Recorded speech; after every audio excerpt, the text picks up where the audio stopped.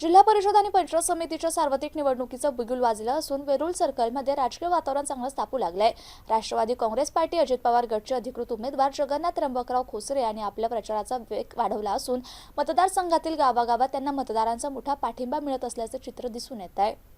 जगन्नाथ बापू खोसरे यांनी आपल्या प्रचाराची रणनीती अत्यंत नियोजनबद्ध आखली आहे। वेरूळ सर्कल मधील प्रत्येक वाडी वस्तीवर जाऊन ते मतदारांच्या गाठीभेटी घेत आहेत। त्यांच्यासोबत पंचायत समिती गणाचे उमेदवार जिजाबाई ज्ञानदेव म्हसरूक यांनी देखील संयुक्तपणे प्रचार करत असून महिला वर्गाचा मोठा सहभाग या दौऱ्यामध्ये पाहायला मिळतोय। विकासाच्या मुद्द्यावर भर प्रचारादरम्यान खोसरे यांनी गेल्या काही वर्षातील प्रलंबित प्रश्न, रस्ते, पाणी आणि तरुणांना रोजगारावर भाष्य केलंय। सर्वसामान्यांचा विकास आणि मतदारसंघाचा कायापालट हेच आमचं मुख्य ध्येय आहे, असं आश्वासन त्यांनी मतदारांना दिलं। त्यांच्या भाषणामध्ये साधेपण आणि कामाची जिद्द यामुळे स्थानिक युवकांमध्ये त्यांच्याबद्दल मोठी ओढ निर्माण झाली आहे। घड्याळ चिन्हाचा जयघोष प्रचार रॅलीमध्ये कार्यकर्त्यांचा उत्साह ओसंडून वाहतोय।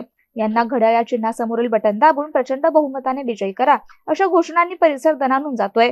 विशेषतः अजित पवार गटाच्या वरिष्ठ नेत्यांच्या फोटोसह असलेले हे फलक आणि डिजिटल प्रचार सोशल मीडियावरही मोठ्या प्रमाणात व्हायरल होतोय। अभिषेक ठेंगडे, MCN न्यूज, खुलताबाद।